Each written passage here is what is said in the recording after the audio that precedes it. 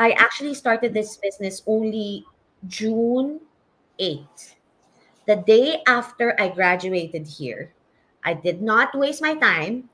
I signed up for that business because I've actually, during the time I was studying here, I've actually signed up na dito sa business na to. Pero pinanood ko lang sila kasi nga, sabi ko parang too good to be true. Parang di ko kaya atang mag-jump in agad.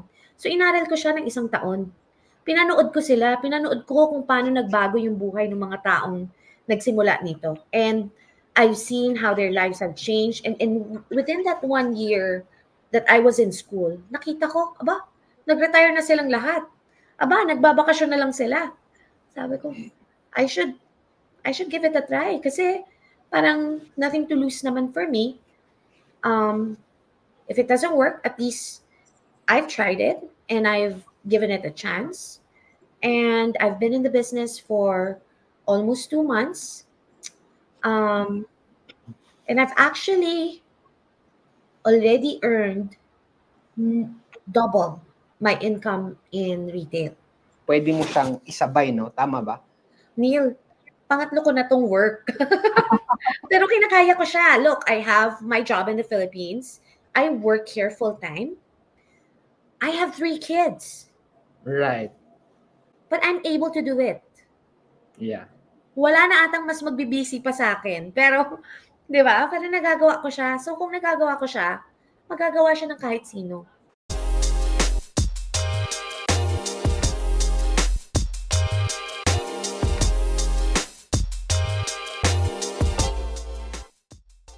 So, nung nangyari yon, I started looking, in fact, a year ago pa lang, I started looking for a business na kaya kong i-sustain even with my current workload.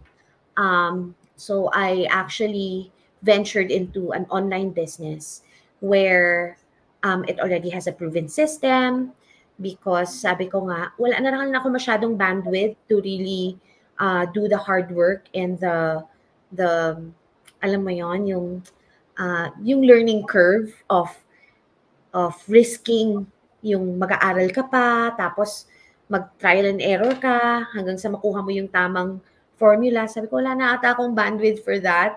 Parang wala na akong masyadong room for error. So, I actually invested in a business where it already has a proven system, it already has the platforms, it already has yung buong formula of how to make the business work. So, yan yung mga side hustle ko dito. And it's been doing really good for me and my family. And I really aim to continue to make this business grow para one day I could already fire my boss here and have my own free time. Yeah. So, yan yung mga side hustle ko dito. Kasi nga, hindi ko naman kaya maglinis, Neil. Aminin natin, party tayo. Hindi ko kaya yung mga ganong job. So, dito na lang tayo sa medyo kaya ko lang physically. Yeah. So, I heard kasi, di ba, you have a new stream of income and yun yung business na sinabi mo na may proven system. If okay lang, no, is it okay to share for those, at least people who are watching, so that they can learn more about it? Can you give more details? Paano ba kumita dyan? Actually, itong business that I ventured into is actually sort of like an affiliate marketing. So we're affiliated with a Japanese health company that has been in the business for actually 50 years. The way we market the business, so we're the marketing arm of that business. So the way we market the business is really through attraction marketing lang. So we post, we talk about the business, we actually tell people about how the business has changed our lives and the lives of others who is in this business. Talagang ganun lang siya kasimple, Neil. I actually started this business only June 8th, the day after I graduated here. I did not waste my time. I signed up for that business because I've actually, during the time I was studying here, I've actually signed up na dito sa business na to. Pero pinanood ko lang sila kasi nga, sabi ko parang too good to be true. Parang di ko kaya atang mag-jump in agad. So inaral ko siya ng 1 taon. Pinanood ko sila, pinanood ko kung paano nagbago yung buhay ng mga taong nagsimula nito. And I've seen how their lives have changed. And within that 1 year that I was in school, nakita ko, aba, nag-retire na silang lahat. Aba, nagbabakasyon na lang sila. Sabi ko, I should give it a try kasi parang nothing to lose naman for me. If it doesn't work, at least I've tried it and I've given it a chance. And I've been in the business for almost 2 months. And I've actually already earned double my income in retail. So we'll see. Yeah. Congratulations, no? Ang pahinga-pahinga after graduation, you started the business na. Oo, nalibre na ako eh. Hindi na ako nag-aaral eh. Sobrang hirap mag-aral dito, Neil. Yeah. Yung nasabi mo, no, the business that you put in, 2 months ka pa lang, pero nadoble na yung retail income mo. And you said that a term, affiliate marketing. For those who are wondering, ano yung affiliate marketing? Can you explain that further? Alam ko kasi, at least on my limited knowledge about it, ito yung you are an affiliate, tapos kung na-click yung link mo, sa'yo bumili, you have a certain percentage. Is that similar with what you're doing?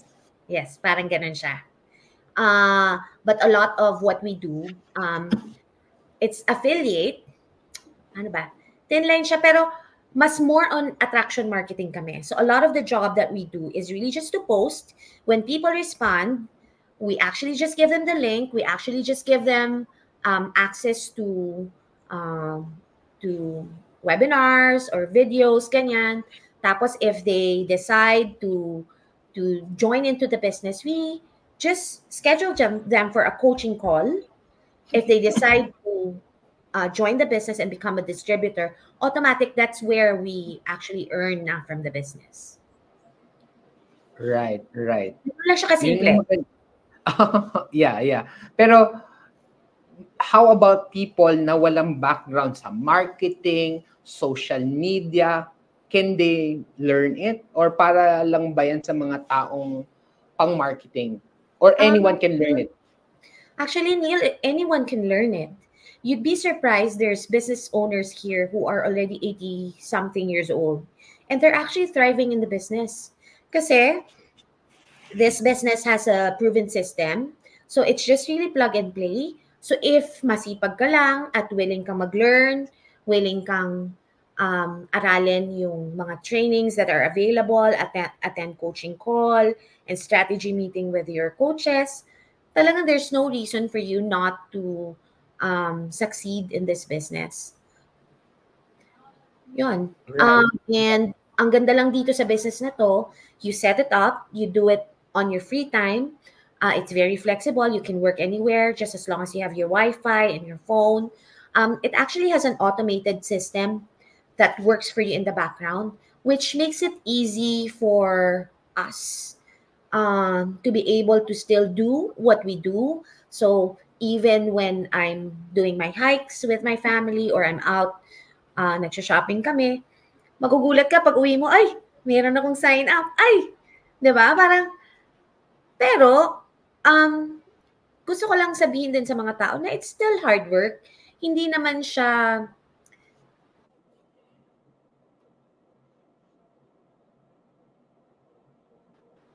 scam.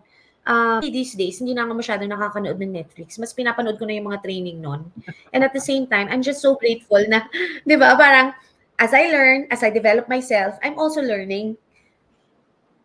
Yan. Right. Ang ganda ng ng sinabi mo, no, na natututunan din yun kahit yung mga 80 years old. So, you're saying kahit busy sa work or main work, pwede mo siyang isabay, no? Tama ba? Neil, pangatlo ko na tong work. Pero kinakaya ko siya. Look, I have my job in the Philippines. I work here full-time. I have 3 kids. Right. But I'm able to do it. Yeah. Wala na atang mas magbibisi pa sa akin. Pero, di ba? Pero nagagawa ko siya. So, kung nagagawa ko siya, magagawa siya ng kahit sino.